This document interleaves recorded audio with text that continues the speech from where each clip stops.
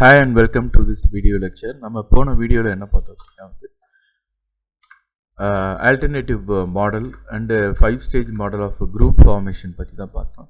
இப்போ இன்னைக்கு வீடியோ லெக்சரில் வந்து சோஷியோமெட்ரி அப்படின்ற ஒரு கான்செப்டை பற்றி பார்ப்போம். சோஷியோமெட்ரி அப்படின்னா என்னென்னா குரூப்போட இன்ட்ராக்ஷன் எப்படி இருக்குது அப்படின்றத நம்ம மெஷர் பண்ணுறது தான் வந்து இந்த சோஷியோமெட்ரி.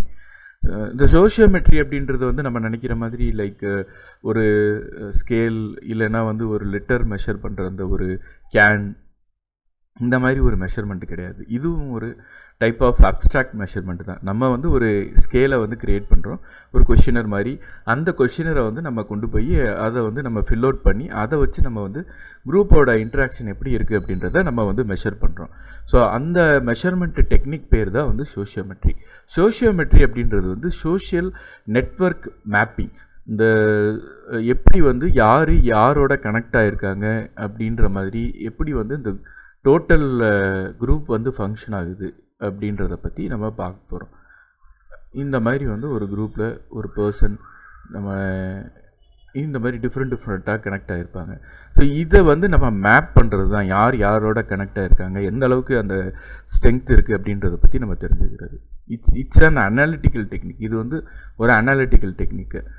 எதுக்காக அப்படின்னா for the studying of group interaction. எந்த அளவுக்கு குரூப்பில் ஒரு இண்டிவிஜுவல் இன்னொரு இண்டிவிஜுவலோட இன்ட்ராக்ஷன் இருக்குது அப்படின்றத பற்றி. ஓகே, இதில் சில டெர்மினாலஜிஸ் பற்றி பார்ப்போம். டெர்மினாலஜிஸ்னால் என்னென்ன டேர்ம்ஸ் யூஸ் பண்ணுறாங்க அப்படின்னு. ஃபஸ்ட்டு வந்து யூஸ் பண்ணுற டேர்ம் சோஷியோகிராம் அப்படின்றது இப்போ நான் வரைஞ்ச இந்த டயக்ராம் தான் சோஷியோகிராம்.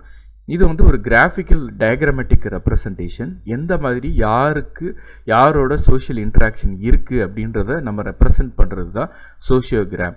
ஓகே, அடுத்து வந்து சோஷியல் நெட்வொர்க்கு.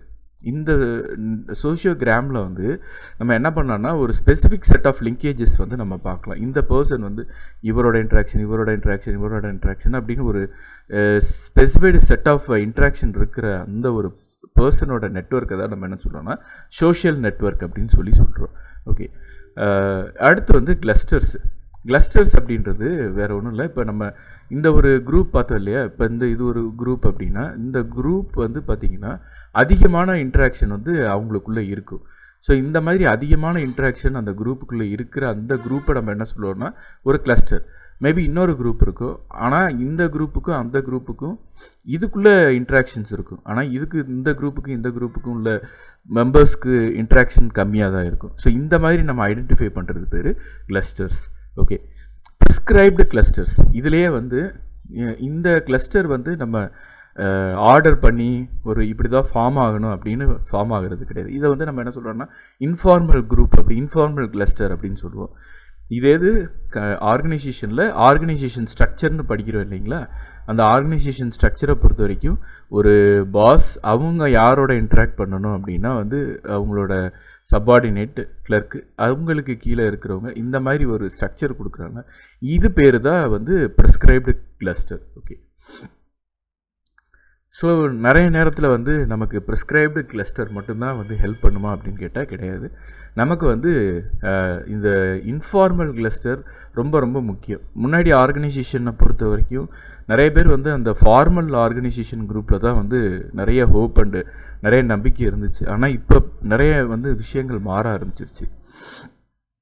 ஹியூமன் வந்து ஃபார்மலாக நிறைய விஷயத்த பண்ணுறத விட இன்ஃபார்மலாகவோ அன்அஃபிஷியல் குரூப்ஸில் வந்து நடக்கிற இன்ட்ராக்ஷன்ஸ் வந்து ரொம்ப என்ன சொல்கிறதுனா நிறைய ஒரு ஜாலியாக ஒரு ஃபன்னாகவும் இருக்குது. அதே நேரத்தில் அட் த சேம் டைம் அந்த பர்சன் ரிலாக்ஸாக இருக்கும்போது தான் முக்கியமான டெசிஷனும் எடுக்கிறாப்புல. ஸோ அதனால் எமர்ஜென்ட் கிளஸ்டர் அப்படின்றது ஒரு informal type of group. So நம்ம கிளஸ்டர்ஸ் பார்த்தோம், அதுக்கடுத்து ப்ரிஸ்கிரைப்டு கிளஸ்டர்ஸ் பார்த்தோம், அடுத்து எமர்ஜென்ட் கிளஸ்டர், அதுக்கடுத்து கொலிஷன்ஸ் அப்படின்றது ஒரு கிளஸ்டர் ஒரு இண்டிவிஜுவல் வந்து அவங்களுக்குன்னு ஒரு காமன் கோல் இருக்கும். அந்த கோலை நோக்கி அந்த கிளஸ்டரில் இருக்கிற எல்லாருமே வந்து ஒர்க் பண்ணுவாங்க. அதை தான் குரூப் அப்படின்றோம். இந்த இதை பேர் வந்து என்ன சொல்லுவோம்னா கொலிஷன்ஸ் அப்படின்னு சொல்கிறோம். ஓகே, இப்போ இதுலேயே வந்து நம்ம ஒரு குரூப் இருக்காங்க அப்படின்னா அந்த குரூப்பில் வந்து ஃபார்மல் செட்டிங்கை தவிர ஒரு சில இன்ஃபார்மலாக ஃபார்ம் ஆகிறது பேர் வந்து தான் கிளிக்ஸ். இதை வந்து ஃப்ரெண்ட்ஷிப் குரூப் அப்படின்னு சொல்லுவோம். இப்போ இந்த ஆஃபீஸ் ஒர்க் பண்ணுறவங்களாம் நமக்கு தெரிஞ்சிருக்கும். என்னென்னா ஆஃபீஸ் ஒர்க்கில் வந்து ஆஃபீஸ் ஃப்ரெண்ட்ஸ் ஒர்க் ஃப்ரெண்ட்ஸ் அப்படின்னு இருப்பாங்க. அவங்க வந்து நம்மளை கம்பீட் பண்ண மாட்டாங்க. அவங்க நம்மளோட அலைன்ஸ் ஃபார்ம் பண்ணி நம்மளோட வந்து சேர்ந்து ஒர்க் பண்ணுவாங்க. ஒரு ஃப்ரெண்ட்ஷிப்பாக இருப்பாங்க. அந்த மாதிரி ஒரு குரூப் ஃபார்ம் பண்ணுறது வந்து கிளிக்ஸ். அடுத்து வந்து ஸ்டார்ஸ். சில இண்டிவிஜுவல்ஸ் வந்து நிறைய பேரோட வந்து கான்டாக்டில் இருப்பாங்க, நிறைய பேரோட நெட்வொர்க்கில் இருப்பாங்க. ஸோ அந்த மாதிரி பீப்புள் தான் வந்து ஸ்டார்ஸ். ஏன் ஸ்டார்ஸ்ன்னு சொல்கிறோன்னா, நிறைய பீப்புளோட கனெக்ட் பண்ணுறதுனால அவங்களுக்கு வந்து ஹை நெட்வொர்க் இருக்கும், அவங்களுக்கு சக்ஸஸும் நிறைய இருக்கும்.